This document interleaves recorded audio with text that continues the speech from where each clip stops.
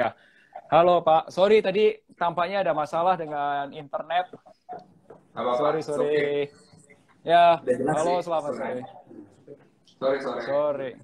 Teman-teman kenalin ini Pak Camar dari Insight Asset Management atau manajer Insight, investasi Insight. Insight Investment Management. Yes. Jadi produk-produknya Insight ini buat teman-teman yang mungkin baru kenal, aku kenalin dulu. Ini Insight itu adalah perusahaan aset manajemen atau manajer investasi yang punya dampak sosial. Jadi reksadana yang dibuat itu punya dampak-dampak sosial atau ESG, mohon dikoreksi kalau salah.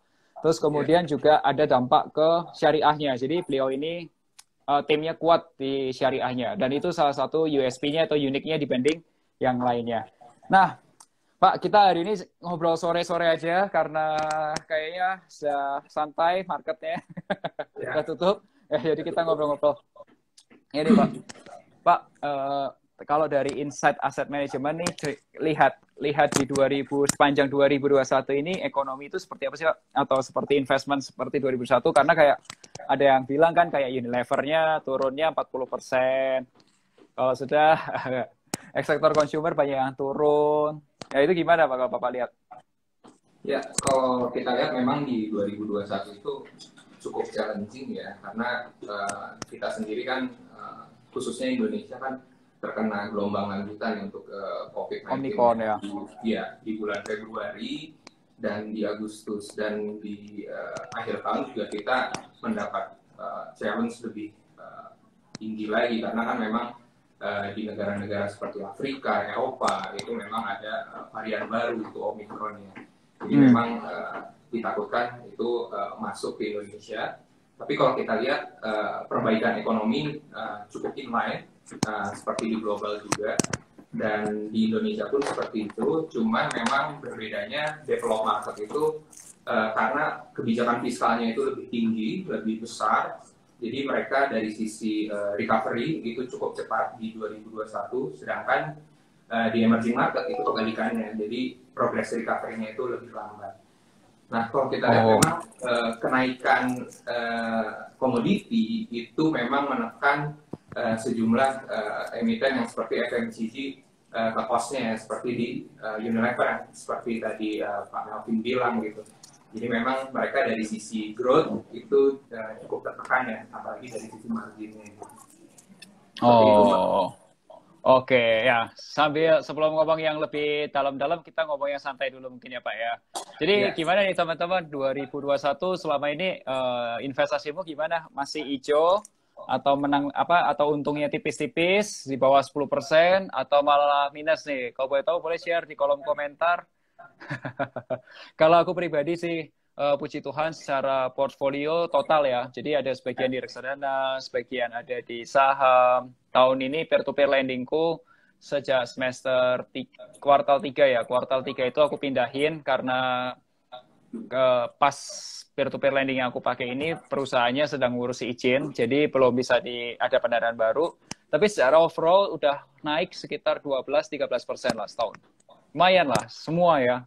Jadi ada saham yang nilainya 40-50% ada, tapi ada juga yang zong, kayak Unilever zong. ya itu Iya, Unilever memang salah satu big caps yang zong ya. zong. Iya, Ya, boleh. tapi percayalah sama manajemen Unilever, karena nggak ada masalah atau isu fundamental, cuman harganya kemahalan sih waktu beli. Oke, nah gimana nih teman-teman? Wah, ini ada yang bilang, ada yang survive di kripto. Iya, market kripto ya. Anyway, hati-hati ya teman-teman kalau kripto itu fluktuasinya tinggi ya. Jadi, Iya, tinggi sekali. ya benar. Oke, kalau dari Insight sendiri tahun 2022 lihatnya seperti apa nih Pak? Ya, memang kalau kita lihat ini menarik ya. Di tengah develop market yang memang tinggi di growth-nya di 2021, kalau kita lihat justru emerging market ini di 2022 kenaikannya malah lebih tinggi daripada develop market. Kenapa? Karena biasanya ketika komoditas itu naik, seperti sekarang kan sektor energi, komoditi lagi naik ya, itu negara-negara di emerging market termasuk Indonesia itu diuntungkan ya. Jadi memang khususnya di 2022 ketika harga komoditi khususnya CPO dan coal yang memang rasio ekspor to GDP-nya tinggi ke kita 22%, itu sangat menguntungkan Indonesia.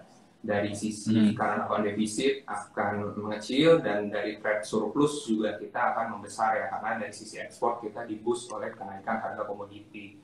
Nah, berbicara dari sisi equity atau saham, memang kita berbicara masalah growth ke depan seperti apa.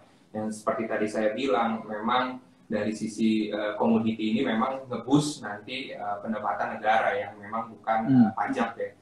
Dan challenge-nya adalah ke depan yang seperti Pak Melvin bilang, COVID ini memang akan terus menghantui baik Indonesia maupun global ya.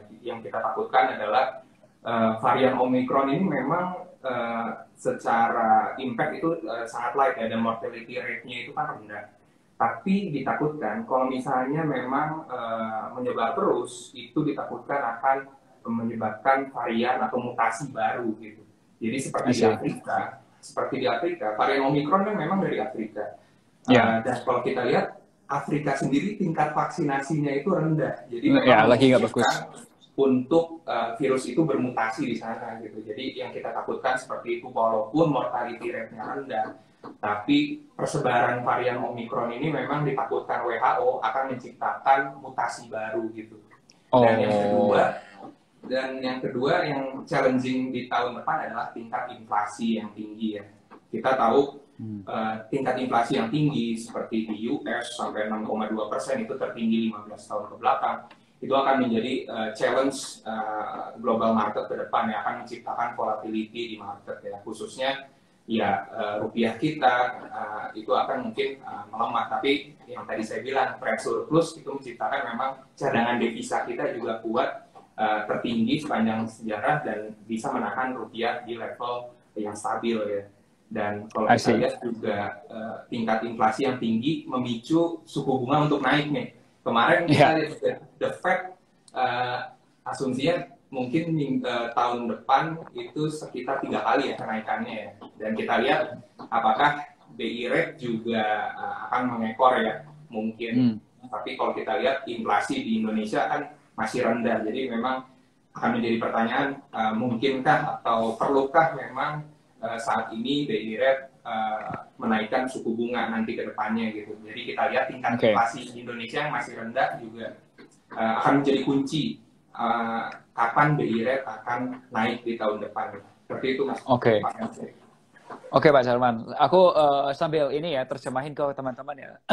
Teman-teman, jadi gini, kalau tadi yang ceritain itu inflasi itu apa? Ya harga barangnya naik gitu. Ketika harga barangnya naik tinggi banget, terus kemudian ya pemerintah itu akan berusaha lah, jadi jangan sampai harga barang itu naik ketinggian gitu. Nah, di situ ada peranan Bank Indonesia. Nah, impact-nya ke kita adalah gini, pertanyaannya. Teman-teman, kalau misal teman-teman lagi cari produk reksadana pasar uang syariah, teman-teman coba lihat salah satu produknya. Ini yang syariah ya, teman-teman ya. Karena syariah itu, jujur aja Pak, di Indonesia itu, aku sendiri kalau nyari produk reksadana syariah terbatas Pak. Nggak banyak gitu, pilihannya nggak banyak. Kedua, yang performnya itu lumayan lah ya menurutku, itu tuh sulit Pak. Aku sendiri juga orang yang suka meneliti satu persatu gitu. Nah teman-teman boleh lihat tuh contohnya, aku sambil lihat data ya, Insight Money atau e-money, I-nya tuh huruf I ya, itu money market fund. Nah itu kalau teman-teman lihat, itu sebenarnya grafiknya, itu reksadananya itu kalau nggak salah syariah itu. Syariah ya Pak ya? E-money confirm, tapi kita juga punya yang pasar uang syariah itu e-money syariah Pak Melvin. Oh, e-money syariah. Oh ya, Insight Money syariah. Oke. Nah, teman-teman lihat deh yang Insight Money syariah itu tuh grafiknya juga sama seperti reksadana pasar uang yang pada grafiknya lurus flat gitu. Nah, ini pertanyaannya Pak, sekarang itu kan sekarang ini return-nya sudah seperti deposito ya Pak ya? Deposito konvensional malahan, bukan deposito syariah. Deposito syariah setauku lebih kecil lagi ya. Nah, kalau tahun depan ini return-nya apakah akan nyampe di angka sekitar 5-6% atau masih tetap di angka 4-5% Pak kalau tahun depan rencananya? Ya, memang kalau kita bandingkan dengan deposito, deposito itu di sekitar 3-4% itu kan sebenarnya Sekarang? masih gross ya, masih gross ya. Ya, ya. Dan kalau kita lihat e-money syariah ini per tahunnya memang konsisten menghasilkan return sekitar 5-6% net ya. Dan itu pun kita prediksi indikasi untuk tahun depan returnnya memang masih tetap di sekitaran 5-6% Pak Melvin.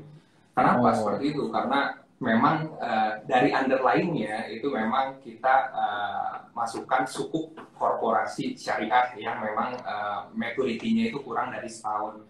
Jadi bisa dilihat dari grafiknya itu memang stabil dan terukur ya.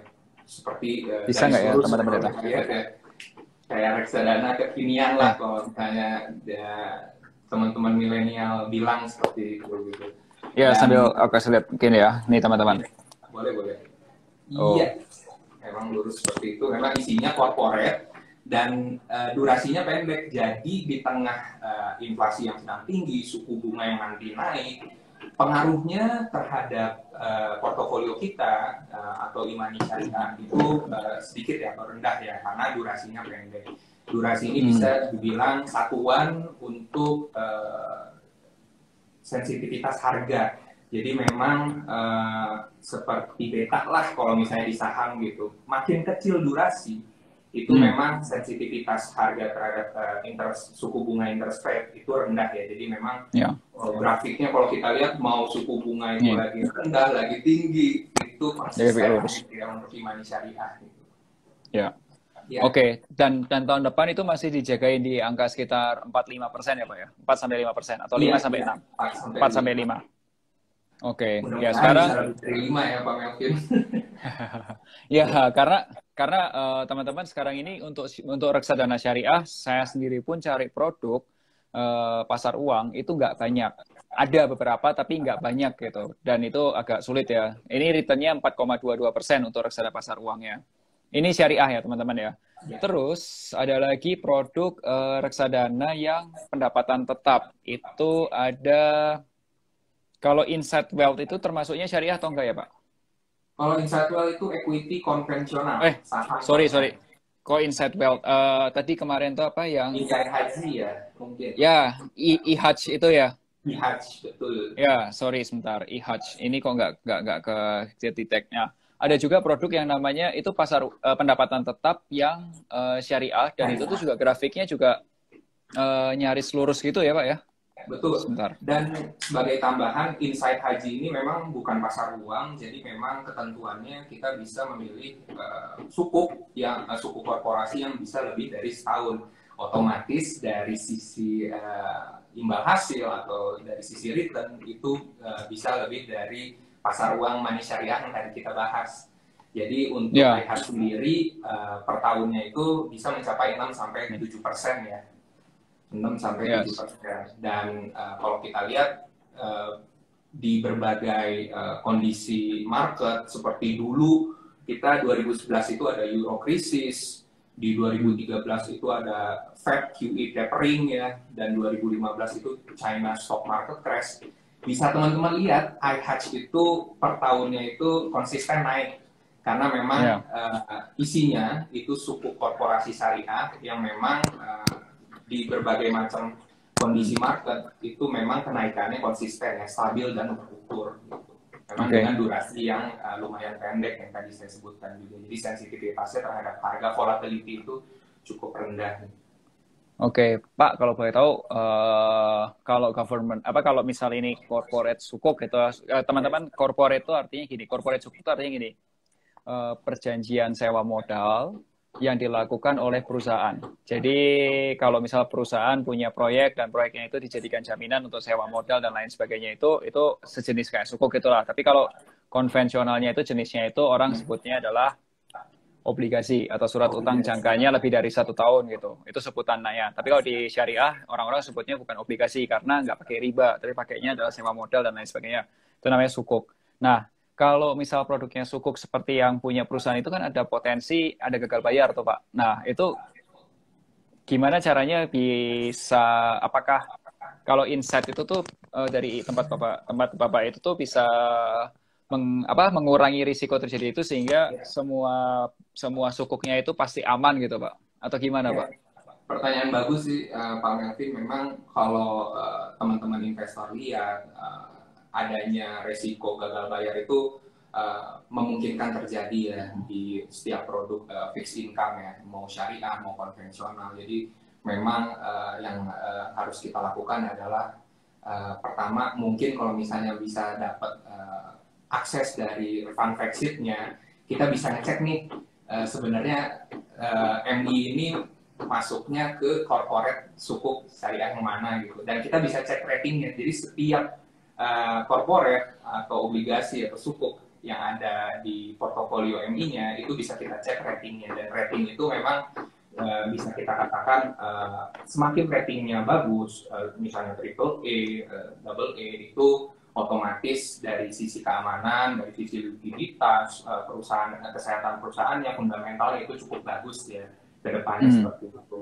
Dan itu mitigasinya seperti itu Pak Melvin. Jadi kita bisa lihat, ngecek lah dari sisi fund exit-nya, MI tersebut menempatkan dananya di corporate syariah atau sukuk yang ratingnya bagus atau enggak gitu. Dan untuk haji sendiri kita minimum ratingnya E- ya. Jadi kita banyak yang mayority dari sisi rating E- ke atas ya. Jadi memang cukup oke lah dari sisi resiko. Jadi kita mitigasinya di situ.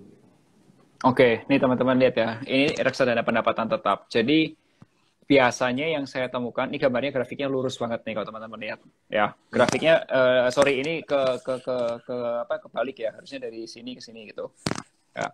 Nah, biasanya produk-produk teman-teman kalau misal pilih produk-produk yang stabil seperti ini, itu biasanya adanya di konvensional. Jarang bukannya nggak ada ya, jarang di tempatnya syariah yang punya produk seperti ini. Makanya buat aku menarik banget nih ketika aku research produk-produknya, kok hebat banget nih bisa begini nih. Sebagai Unik. gambaran aja sih Pak Melvin, memang supply obligasi atau sukuk syariah itu memang sedikit. Iya, Jadi emang tidak dikit. banyak MI yang punya produk-produk syariah. Ya. Jadi karena memang Insight itu sebagian besar dana kelolaannya memang banyak di obligasi, jadi kita memang banyak akses, bisa mengakses ke emiten untuk ambil bagian untuk misalnya IPO, misalnya ada suku, itu kita bisa di situ gitu. Jadi supply kita cukup banyak juga. Jadi kalau misalnya Pak Melvin bilang produk-produk Insight banyak syariah ya, karena kita juga salah satu pemegang obligasi terbesar ya di market ya, jadi aksesnya cukup oke lah gitu. Pantesan. Ya, ya karena sebagai orang yang suka ngulik gitu, saya juga cari tahu Pak. Oh ini punya Betul, ini, betul. oh ini punya ini. Kok ngumpulnya di sini semua gitu. Ya Pak Melvin Oke. tahu lah, iya karena nggak banyak ya berarti ya Gak produk banyak. syariah. Iya, Ya, betul. coba aja teman-teman iseng gitu ya reksadana syariah waktu di filter, kemudian lihat kinerjanya yang bisa grafiknya lurus-lurus gitu. Karena teman-teman jujur aja kalau kita di tempatnya finansialku sendiri, ketika kita ditanyain kayak produk syariah gitu, investasi syariah, itu jujur aja pilihannya sangat terbatas. Tidak sebanyak pilihan yang ada di konvensional. Jadinya dari pilihan yang terbatas itu, ya peluang untuk menghasilkan keuntungan bisa lebih gede atau lebih stabil itu bukan hal mudah gitu. Ada tantangannya juga gitu, bukan hal mudah untuk bisa mendapatkan itu. Terus kemudian ya kalau di Pak Kabar juga gitu ya Pak ya.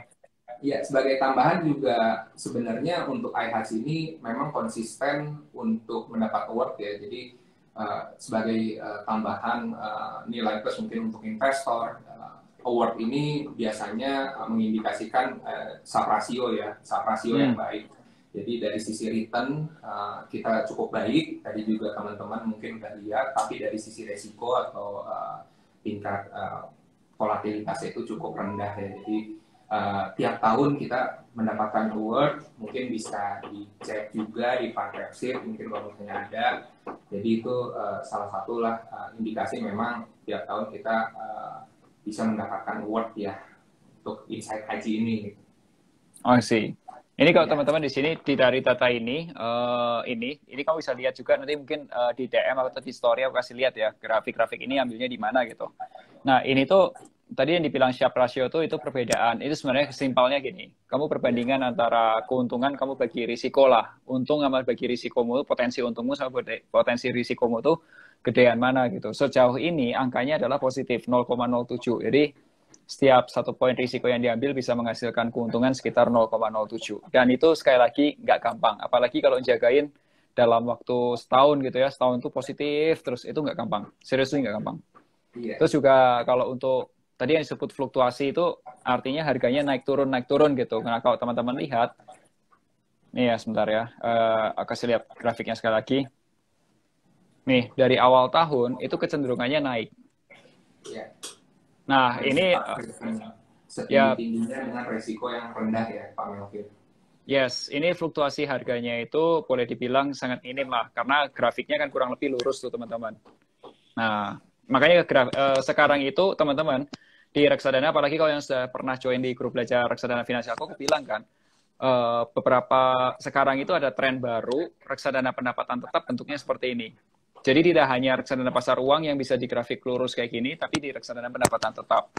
Nah, biasanya di corporate bond atau di government di corporate sukuk itu bisa main di situ. Tapi kalau government kayaknya sulit untuk gitu karena lebih naik turun harganya. Ya, Oke, anyway kalau teman-teman yes, durasinya juga tinggi. Anyway kalau teman-teman ada pertanyaan boleh silahkan sambil kita ngobrol-ngobrol ya. Oh, ini ada banyak pertanyaan ternyata. Sorry. Ini ada kalau pendapat Ko Melvin kalau kita tabung reksadana 50% dari income setiap bulan itu di merek bibit untuk tujuan finansial tuh oke atau enggak? Ya, boleh nanti mungkin sama Pak Camar boleh tambahin ya. Atau Pak Camar dulu boleh silahkan. Kalau menurut Bapak, kalau kita nabung reksadana 50% dari income itu setiap bulannya gimana tuh? Income-nya misal 10 juta, kalau udah nabung setiap bulan 5 juta gitu. Ya, bisa saja, cuman memang pilihlah reksadana yang sesuai dengan kebutuhan dulu ya. Jadi kebutuhannya itu memang untuk ataukah jangka pendek atau jangka panjang. Jadi nanti 50% tersebut alokasinya tidak salah ya. Kalau misalnya untuk jangka pendek, peparkanlah ke reksadana yang memang seperti pasar uang atau fixed income yang tadi kita bahas, yang kenaikannya atau volatilitasnya itu cukup rendah dan kenaikannya itu cukup stabil. Nah, untuk yang jangka panjang, misalnya untuk pensiunan atau misalnya nanti untuk anak sekolah misalnya, atau yang 3 tahun lah untuk nyekolahin anak, itu prefer reksadana saham ya, atau yang kita sebut ada juga reksadana indexing gitu, yang memang memuat atau mengacu kepada salah satu indeks. Itu cukup menarik sih, jadi disesuaikanlah dengan tujuan investasinya di depan seperti itu. Mungkin Pak Melvin mau mengatakan ya kalau saya pribadi pun juga sebenarnya ngikutin caranya kurang lebih seperti ini sih, 50%, tapi nggak sampai 5% sih, kalau aku sekitar 40% ya. Itu tuh emang aku invest, dan investnya itu aku bagi. Istilah teknisnya namanya alokasi aset, tapi istilah gampangnya itu aku bagi uangnya. Ada sebagian di reksadana, sebagian ada di peer-to-peer lending, sebagian ada di saham. Nah, selama ini kalau aku bagi dua nih. Kalau tujuannya itu jangkanya setahun 2 tahun lagi, biasanya aku banyak di reksadana, khususnya pasar uang atau pendapatan tetap, dan juga di peer-to-peer lending, tapi yang ada agunan. Nah, kalau jangkanya agak menengah dan panjang, lebih dari 2 tahun, itu biasanya aku bagi 3. Ada di 30%-nya itu masih di reksadana, 35%-nya itu di peer-to-peer lending, 35% sisanya itu ada di tempatnya saham. Nah, sahamnya itu ada juga yang sifatnya second liner, ada juga yang sahamnya itu second liner itu biasanya ya perusahaannya itu masih menengah lah ya, belum perusahaan gede-gede banget gitu. Nah kalau sudah ada juga beberapa perusahaan yang juga perusahaan gede kayak misal kayak BCA, BRI itu ada. Nah jadi kurang lebih seperti itu. Nah kalau trading ada nggak, Vin? Aku sendiri trading ada, tapi bukan trading di produk-produk keuangan atau bukan di trading di produk-produk kayak saham. Kenapa? Karena untuk trading menurutku itu perlu fokus dan dilakukan di jam kerja kan ya, perlu fokus gitu. Jadi nggak bisa yang namanya tuh kayak pasang-pasang-pasang, udah tinggalkan gitu. Kayaknya karena correct me if I'm wrong ya. Kalau aku melihat trading itu tuh harus memperhatikan ya pergerakan volumenya dan lain sebagainya, itu penting gitu kalau seorang trader profesional gitu. Apalagi kalau scalper gitu kan lihat volume. Nah pada jam kerja aku nggak bisa itu karena jam kerja ya fokus ngurusin finansialku. Ya that's it aja. Jadi aku tradingnya di emas, bukan di tempatnya produk-produk keuangan seperti itu. Terus ada juga nih apa nih? Bagaimana outlook obligasi di 2002 menurut tim Insight? Karena banyak analis mengatakan obligasi kurang bersinar. Ah, ini udah langsung ke Pak Camar nih, Pak. Ya, kalau untuk terkait obligasi, kita selalu melihat 4 faktor ya untuk melihat ke depan pergerakan yield atau pergerakan obligasi kemana. Jadi yang pertama itu pergerakan rupiah yang pasti. Dan kalau kita lihat rupiah itu akan tetap stabil, didukung oleh yang tadi saya sampaikan di depan, cadangan devisa kita yang masih tinggi, dan neraca perdagangan kita juga yang masih tercatat surplus ya, karena dari sisi ekspor kita kan cukup tinggi ya saat ini ya. Nah yang kedua adalah likuiditas. Nah likuiditas di perbankan ini masih cukup ample ya, karena memang belum banyak penyaluran kredit ya. Jadi perbankan ini masih banyak masuk ke government bond atau SUN. Jadi tahun depan pun walaupun loan growth itu kita prediksi 7-8%, tapi memang belum mencapai level sebelum pandemi. Jadi banyak dari sisi perbankan itu masih banyak membeli dari kesun ya gitu. Dan untuk pergerakan suku bunga tadi juga sebenarnya sudah kita bahas sedikit. Sebenarnya interest rate naik itu tidak terhindarkan ya, pasti itu. Yeah. Mungkin ya US juga kemarin Powell The Fed juga sudah statement 3 kali ya indikasinya. Tapi untuk Indonesia masih tanda tanya karena memang tingkat inflasi kita juga masih rendah. Untuk GDP growth juga kita masih early ya dibanding developed market.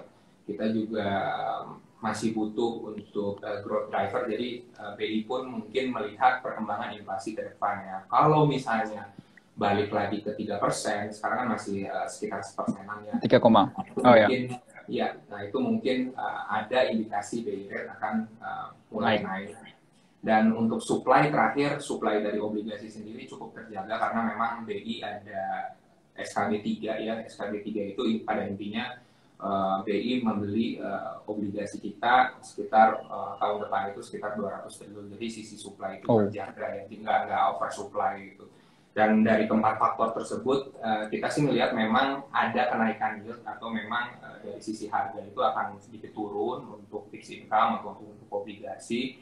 Tapi balik lagi, pilihlah memang produk-produk yang secara durasi atau itu yang pendek ya. Seperti yang tadi kita sampaikan itu ada produk haji atau money syariah yang memang durasinya pendek sehingga kalaupun suku bunga naik, itu pengaruhnya kepada return itu tidak terlalu banyak ya seperti itu.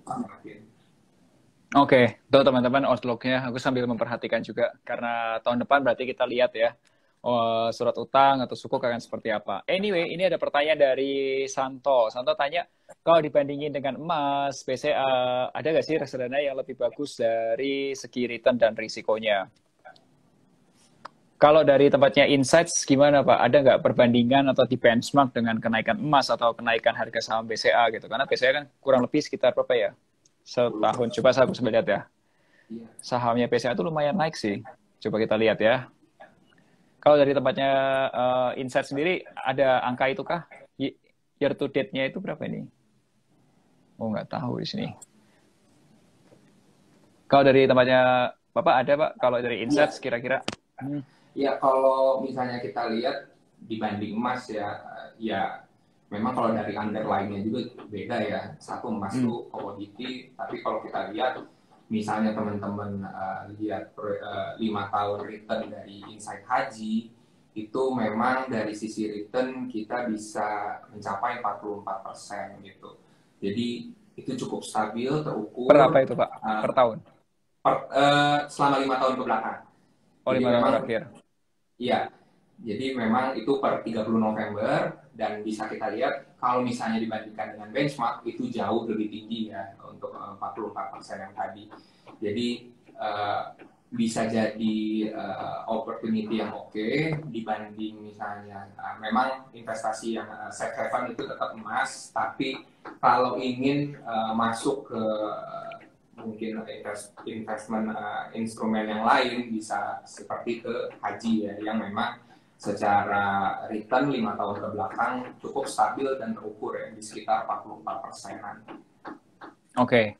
Kalau dari data yang barusan aku lihat, karena ini pertanyaan juga langsung mendadak, jadi BCA itu setahun ini, year to date itu sekitar 8,2%. Kalau dalam setahun itu returnnya sekitar 9%. Nah, ini aku lagi coba cari. Sebenarnya kalau dibilang reksadana, ada nggak sih yang returnnya sebesar itu? Ya ada aja, ada aja.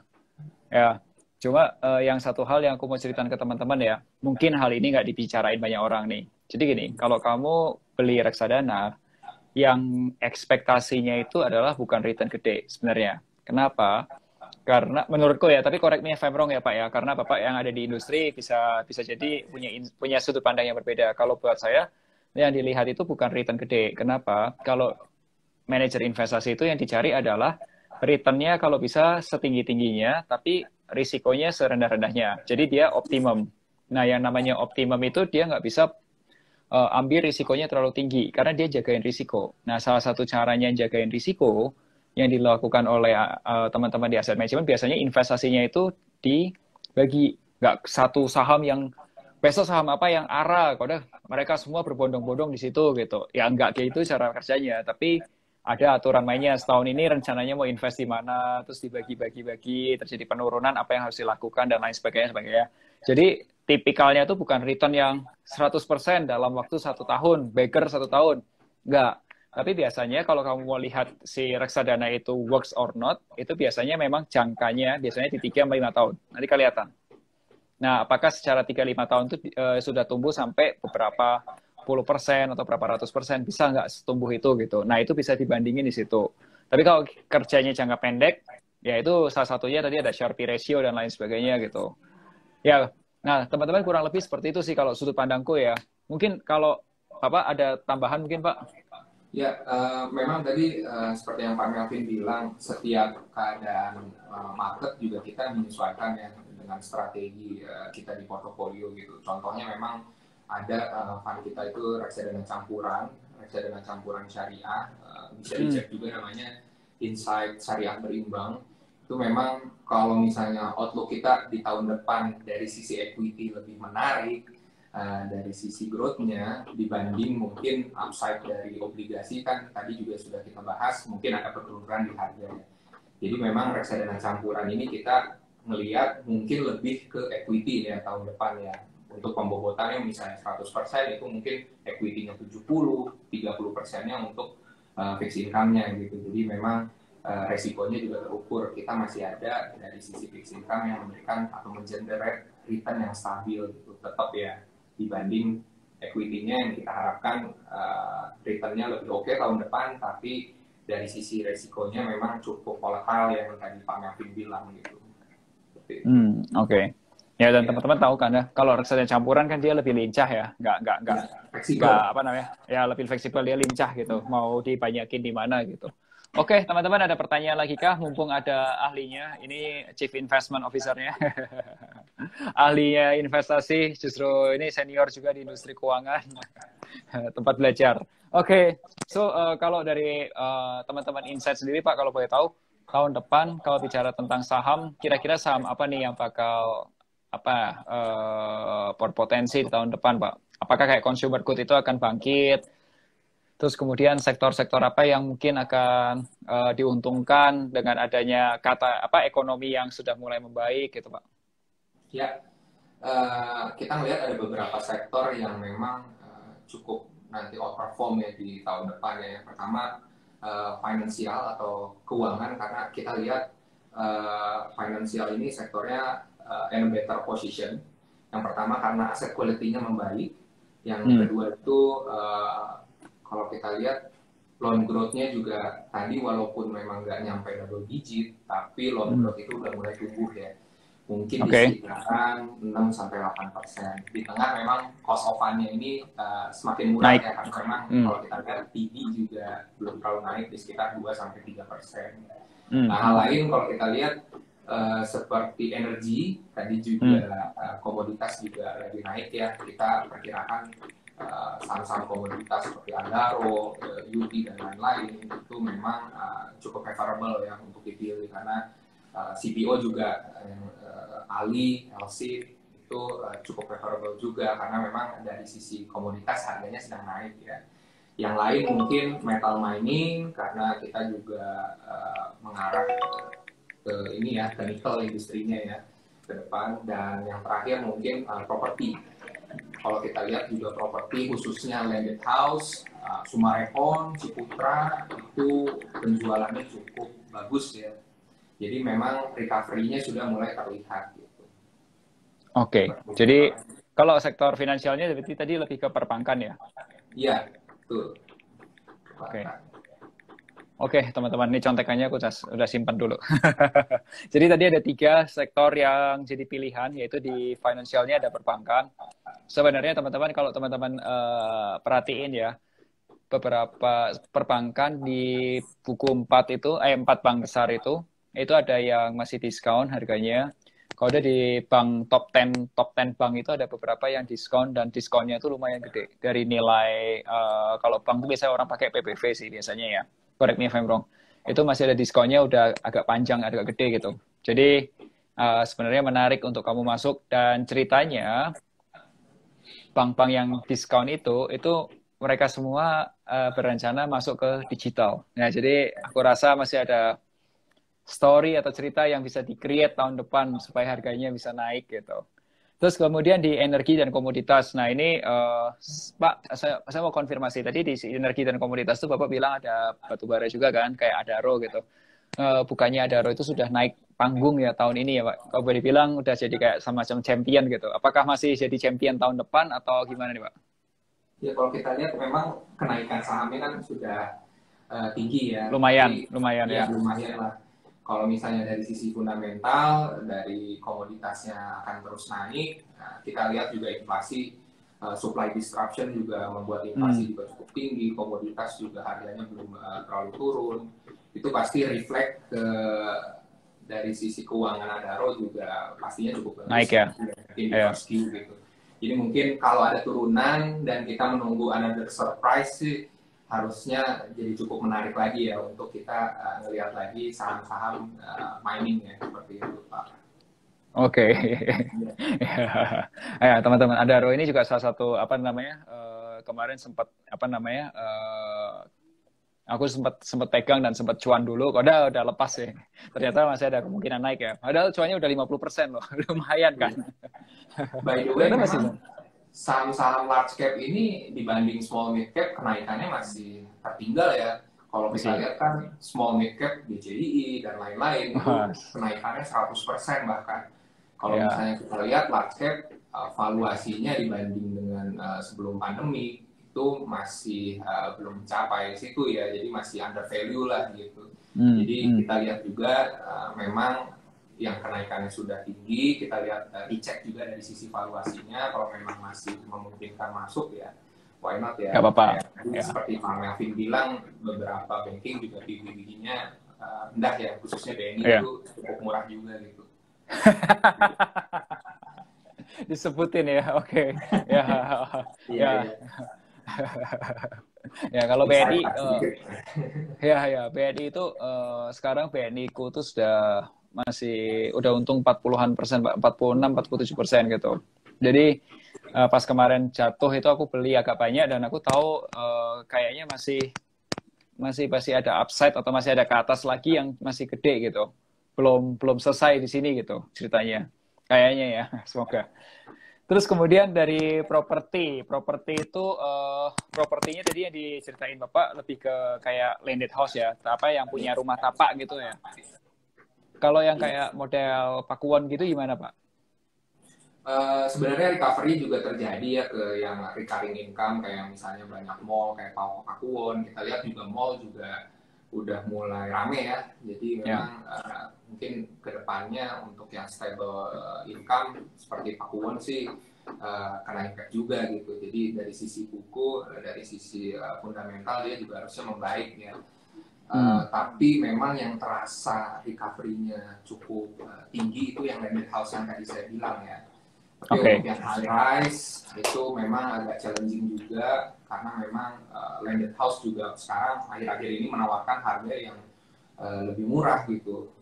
Walaupun memang dari mungkin sisi jarak memang agak jauh, tapi di Bogor itu Summarecon achievement-nya luar biasa ya untuk penjualannya, marketing sales-nya ya.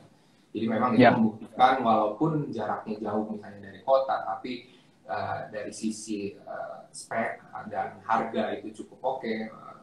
Mungkin dari sisi pembeli sih consider di situ ya. Jadi memang penjualannya cukup oke untuk Summarecon, dan BSDE pun kalau kita lihat juga trennya mulai menjual rumah-rumah kecil yang memang dari sisi harga masuk ya di bawah 2 bio. Di bawah 1 M kalau nggak salah ya. Iya, di bawah 2 bio mungkin ya, 2 miliar maksud saya. Di bawah 2 miliar. Kalau di bawah 1 M mungkin di BSD kecil banget kali ya.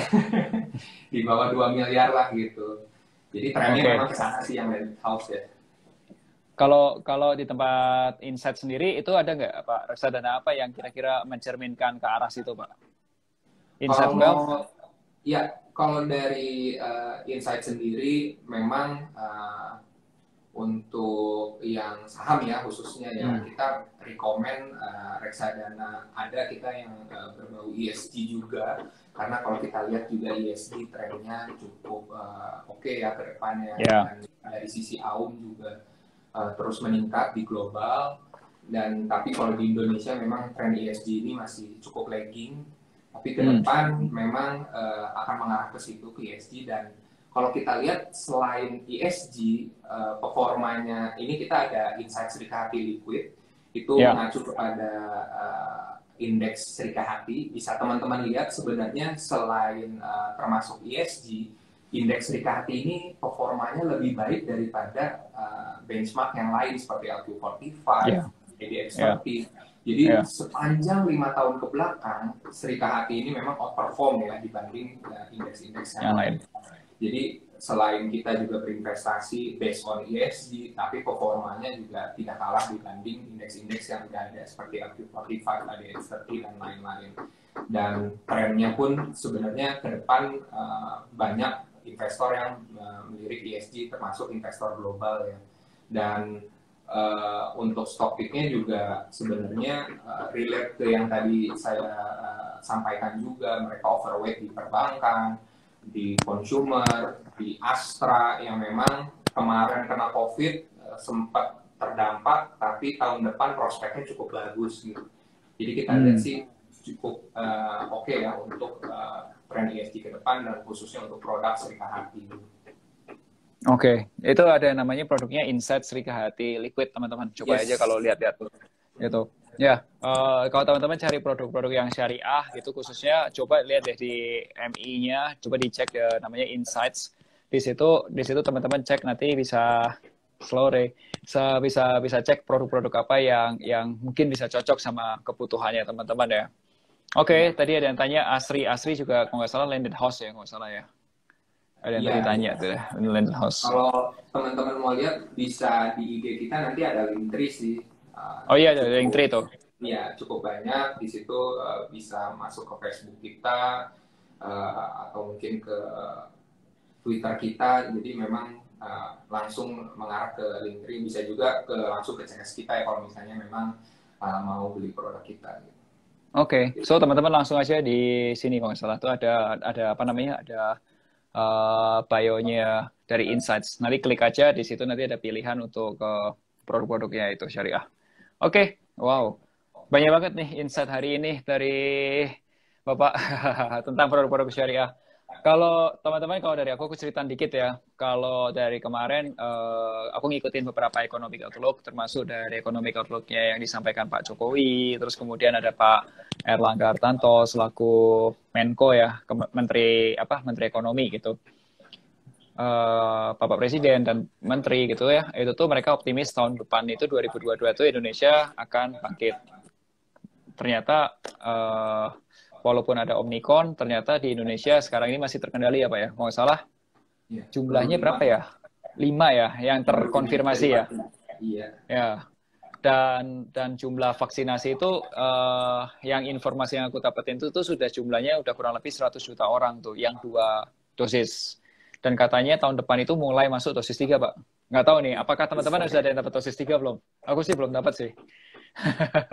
Ya, semoga kalau dengan adanya dosis 3, terus kemudian ekonominya mulai balik, Indonesia itu diuntungkan dari satu Indonesia sektor ininya tadi yang dibilang Bapak juga termasuk sektor apa namanya komoditas. Sektor komoditas itu di Indonesia diuntungkan karena ada bahan-bahan baku alam semua itu lengkap. Terus kemudian artinya ya perusahaan-perusahaan tersebut akan naik. Kemudian apalagi yang naik ya? Sektor pariwisata, hospital. Iya. Ya. Dan untuk yang obat seperti KB gitu ya. Yes. Kalau ada pariwisata juga. Pariwisata juga.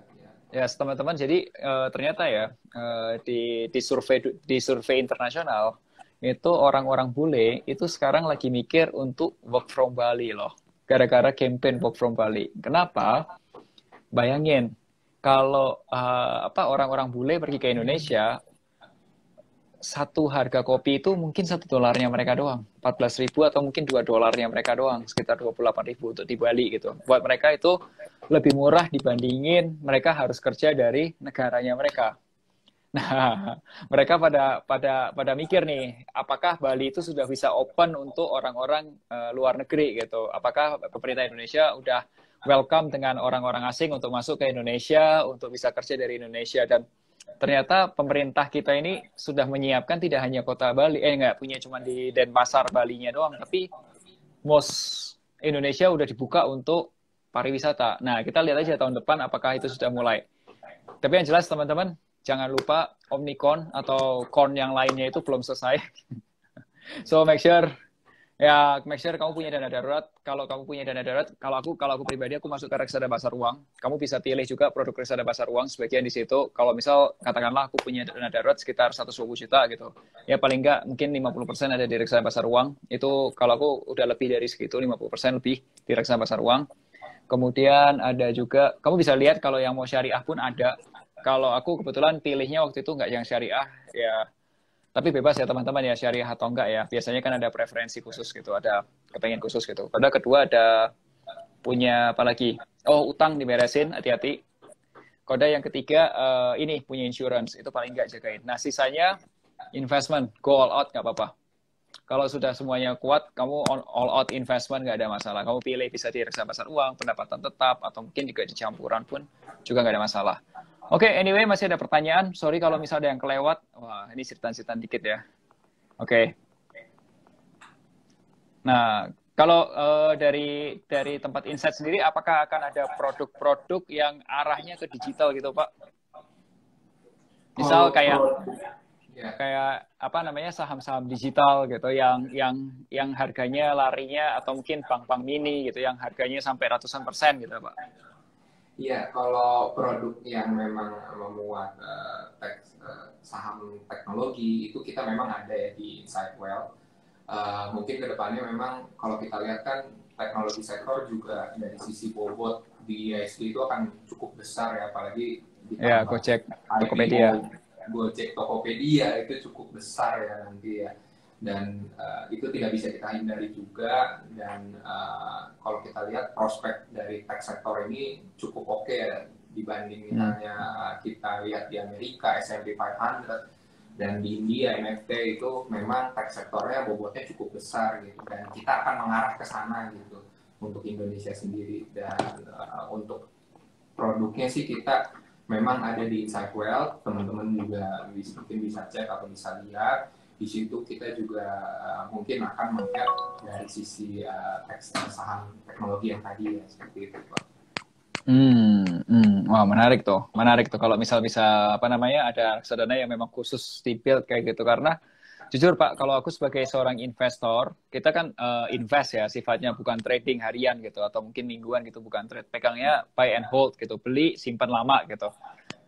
Kalau yang aku hadapin, mungkin teman-teman ada yang mengalami hal sama ya, yang aku hadapin itu kita kesulitan untuk mendapatkan akses ke akses apa ya, alfanya gitu lah, akses ke si levelnya gitu, yang akan tahu ini perusahaan ini ya teknologinya akan begini, teknologinya akan begitu, kita akan kerja sama ini, kerja sama itu, dan itu akan mengefek ke perusahaan dan lain sebagainya. Itu benar-benar kesulitan, Pak. Kita nggak dapat itu gitu.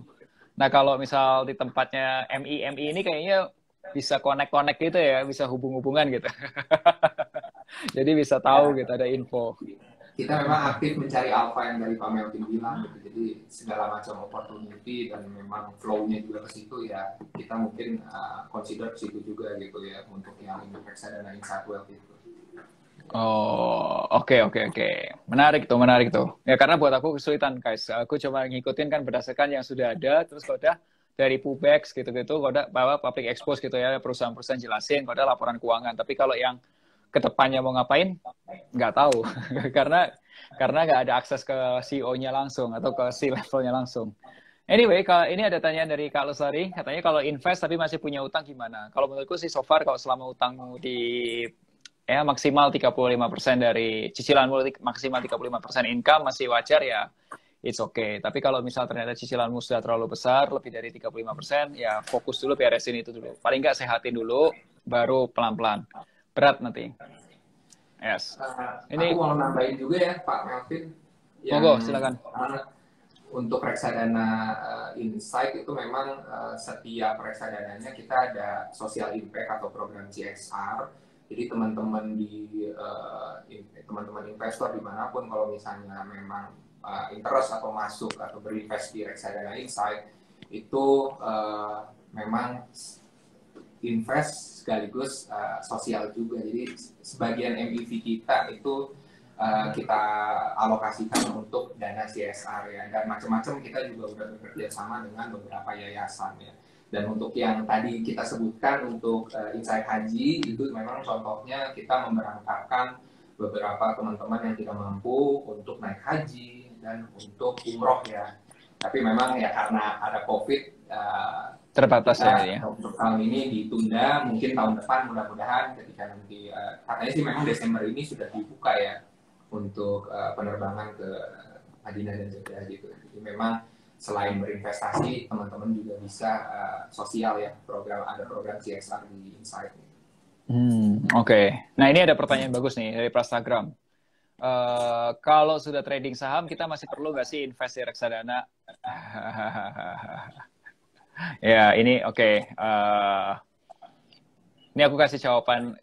Atau Bapak mau kasih jawaban? Boleh Pak? Oh Kalau ya, Bapak boleh. Sebenarnya untuk diversifikasi nggak apa-apa juga sih ya, karena ada beberapa reksadana yang secara return itu konsisten mengalahkan reksadana yang aktif atau misalnya trading sendiri ya. Misalnya reksadana yang pasif yang saya sebutkan ini reksadana Serikahati yang tadi ya. Jadi memang tidak ada faktor fund manager risk atau tidak ada misalnya stock picking yang mungkin bisa menyebabkan salah stock picking sehingga returnnya itu turun. Tapi kita hanya mengikuti atau berlandaskan benchmark Serikahati ya. Jadi bisa dilihat juga returnnya lebih tinggi daripada reksadana yang kita kelola secara aktif ya, ataupun mungkin trading sendiri gitu. Dan bisa teman-teman lihat reksadana Serikahati ini dikelola secara pasif, jadi dari sisi MEV-nya juga rendah ya, karena fund manager di sini hanya indexing aja mengacu kepada benchmarknya. Kalau misalnya Serikahati ya kita mengacu bobotnya ke Serikahati, kalau misalnya LQ45 itu mengacu kepada LQ45. Jadi tidak ada fund manager risk di situ, dan secara historical lebih baik daripada reksadana yang dikelola secara aktif ataupun PA yang kita kelola secara mandiri ya gitu. Jadi bisa dipertimbangkan juga untuk diversifikasi dari sisi strategi ya, seperti itu Pak Melvin. Yes. Aku kurang lebih setuju lah. Jadi teman-teman jangan kemakan sama, maksudnya gini ya. Aku selalu ngasih tahu ke teman-temanku, ke tim finansialku, ketika ada segala sesuatu tuh informasi atau apapun itu coba dikritisi gitu, di apa namanya, jangan makan mentah-mentah gitu. Kalau trading kayak gini atau trading kayak gitu, tapi di logika gitu, make sense nggak sih? Nah itu aku setuju dengan jawaban Bapak sih sebenarnya. Pada dasarnya setuju. Karena menurutku gini, yang kata trading itu kan bahasa Inggris ya. Bahasa Indonesianya itu adalah kegiatan berdagang. Ya, kegiatan berdagang. Orang yang melakukan trading sebutnya trader. Kalau di Indonesianya adalah seorang pedagang. Nah, itu tuh sebenarnya itu kegiatan aktif. Kamu kalau lihat orang dagang, orang jualan, itu kegiatannya aktif. Kamu yang kerja. Yes, kamu harus nyetok barang. Kalau offline ya, kalau misal dagang bukan dagang saham deh, dagang yang lain, kamu nyetok barang, kamu ketemu supplier, kamu packing, kamu kirim ke nasabah, itu semua aktif. Nah, kalau saham itu pun juga sebenarnya aktif. Artinya kamu harus pilih sahamnya harian, terus kau udah tentuin mana yang lain sebagainya. Dan terlebih kalau misal modal kamu tuh belum satuannya belum satuan yang untuk bisa menggerakkan harga gitu. Contohnya modal kamu baru satuan puluhan juta, ratusan juta, atau mungkin miliarnya masih di bawah 10 miliar. Itu sangat sulit untuk menggerakkan harga. Kamu nothing gitu di situ. Nah, kalau investasi, atau lagi yang kayak reksadana, atau definisinya investasi, itu bukan kamu yang bekerja, tapi uangnya yang bekerja. Nah, kalau aku pribadi, yang aku lakukan, teman-teman, itu ada gini. Ditanya, aku trading nggak? Ada, aku trading emas. Kalau malam-malam, jam 10, jam 8 sampai jam 10 malam, ketika jam kerja sudah off, biasa aku off kerja itu jam 6-an, jam 7-an itu aku off. Nah, jam 8-10 itu aku mulai trading. Nah, keuntungan trading aku masukin ke investasi. Ya, karena kan trading paling ya harian kan muter seberapa ya. Koda paling ya berapa persen sih. Koda kalau dimasukin ke investasi, ya lihat 2-3 tahun lagi sudah 2 times, 2 kali lipat, 3 kali lipat, ya kan much better gitu. Ya kurang lebih seperti itu sih. Yes, ya. Kemudian pertanyaan berikutnya, kalau untuk dana darurat aku sendiri lebih saranin ke reksadana pasar uang ya, yang sifatnya tidak terlalu naik turun gitu, fluktuatif ya, jangan fluktuatif. Kalau bisa stabil aja lah. Nah, ini pertanyaannya nih, kalau reksadana Serikahati Insight minimal belinya harga berapa sih? Minimal pembelian berapa ya? Oh, 100 ribuan bisa kan ya? Iya, iya betul Pak Melvin. 100 ribuan bisa kan ya? Ya tapi jangan diminimalin banget lah. Kalau kamu 100 ribu doang, untung 100% itu jadi 200 ribu gitu. Jadi kayak sayang. Ya, kalau yang tanya trading emas nanti kapan mungkin ya kita diskusi tempat lain lah ya. Kita ngomongin trading emas kapan next time. Nah, jadi ya kalau aku pribadi ada nggak sih reksadana gitu. Kalau teman-teman tanya, kalau aku pribadi ada nggak Vin reksadana? Ada. Sekarang ini reksadana tuh porsinya sekitar masih di 30%, 25-30% karena porsi peer-to-peer lending tuh kemarin aku pindahin ke saham. Jadi sahamku tuh sekarang udah di 70-an% sekarang. Nah, biasanya itu aku balance antara saham, reksadana, sama peer-to-peer lending tuh formasinya paling ya 35-35-30 atau tapi dibalik-balik aja gitu, tapi balance 35-35-30. Kalau itu tujuannya karena untuk mengurangi risiko sebenarnya. Aku bukan tipikal yang all in di saham gitu. Karena